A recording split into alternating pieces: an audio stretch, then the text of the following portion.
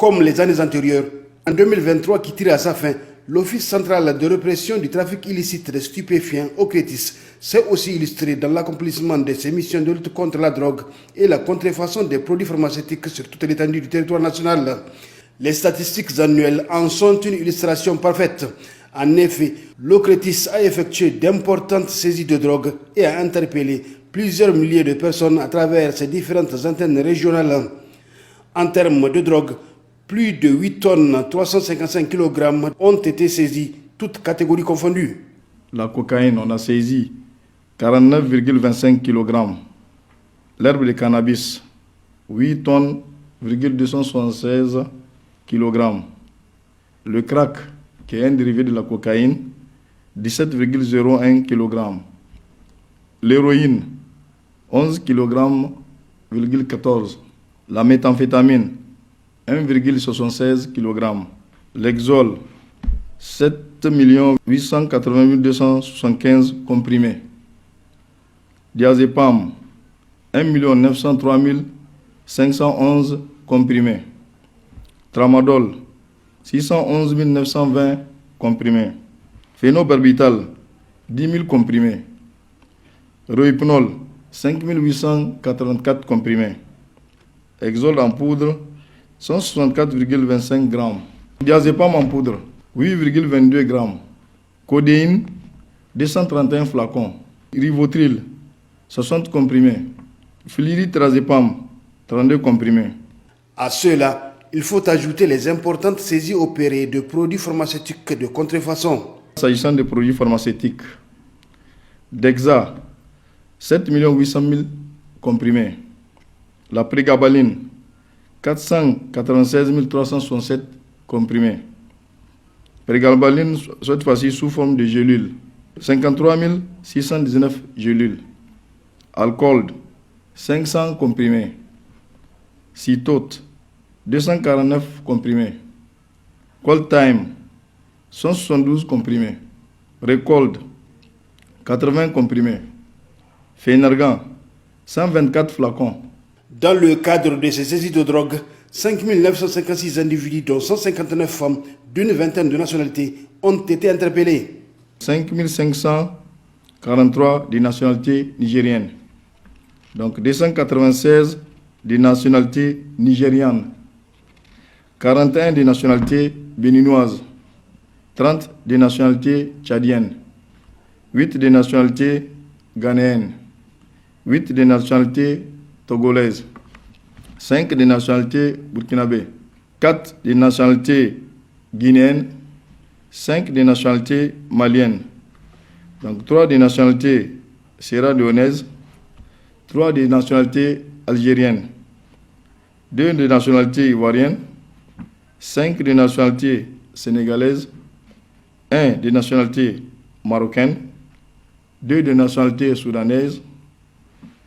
1 de nationalité gambienne, 1 de nationalité camerounaise, 1 de nationalité saoudienne. 59,77% des 5 956 individus interpellés, soit 3 560, sont des jeunes, et la principale difficulté rencontrée par l'OCRTIS est la réticence de la population en général et des parents des dealers en particulier à collaborer pour permettre une lutte efficace contre ce fléau qui mène la jeunesse, surtout avec l'avènement sur le marché d'autres produits assimilés à la drogue auxquels l'OCRTIS, qui a reçu des directives du CNSP, tente de faire face sur le plan réglementaire d'abord. L'OCRTIS est le seul service qui regroupe à son sein les 4 forces, dont la police nationale, la gendarmerie nationale, la garde nationale, la douane.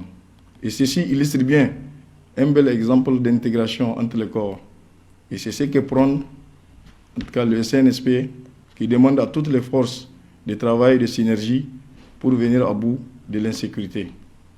Donc ça, c'est la première directive. La deuxième directive, c'est que le CNSP demande à toutes les unités de resserrer les rangs et élever le niveau de vigilance. Et c'est ce qui nous a permis, en tout cas sur le terrain, de faire des saisies importantes de drogue et d'autres produits illicites. Il faut dire que ces derniers temps, l'Exol et la prégabaline sont des produits qui pullulent sur le marché, surtout avec les orpailleurs. Et dans la nomenclature des actes classés comme drogue de l'ordonnance 99-42, l'exol et la prégabaline ne figuraient pas. Donc c'est pourquoi l'OCRTIS avait adressé une correspondance à la chancellerie, qui elle a saisi par écrit le ministère de la Santé. Donc lorsque l'autorité compétente constate que des produits ont des effets néfastes sur la population, ils peuvent prendre des mesures conformément à la réglementation pour classer ces produits comme drogue. Et c'est le cas pour le tramadol qui a été classé par un arrêté du ministère de la Santé publique, l'arrêté 459, au tableau numéro 2 de l'ordonnance, comme stup. Donc, à ce que je sache, il se trouve dans le circuit un projet d'arrêté qui doit être signé par le ministre de la Santé au fin de classer l'exol et la prégabaline dans la catégorie des drogues. À l'ONG de lutte contre la drogue ADENA, l'on se réjouit des efforts de l'OCRTIS et l'on recommande l'application de la loi contre la drogue dans toute sa rigueur pour une lutte efficace contre le phénomène. L'OCRTIS au Niger est en train de faire un travail remarquable. Même l'année dernière, quand on a fait la situation, au niveau de l'Afrique en général, il n'y a que l'Afrique du Sud où il y a eu plus de saisies que le Niger. Donc voyez-vous, ce qui fait en sorte que même les trafiquants, les narcotrafiquants, font tout pour éviter de traverser le Niger. Et les saisies que l'OCRTIS a opérées cette année, en 2023, c'est vraiment extraordinaire. Nous remercions et nous félicitons l'OCRTIS. À l'endroit du gouvernement, il faut une application stricte de la loi.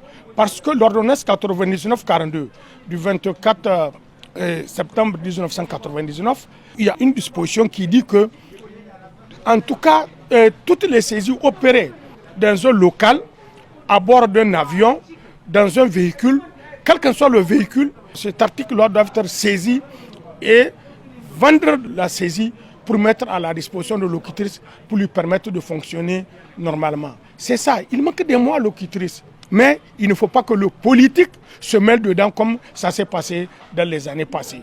Pour rappel, les effectifs de l'OCRTIS sont passés de 162 fonctionnaires en 2017 à 416 cellules aéroportières anti-trafic CAAT comprises en 2023 et le nombre d'antennes de 13 à 29 au niveau national.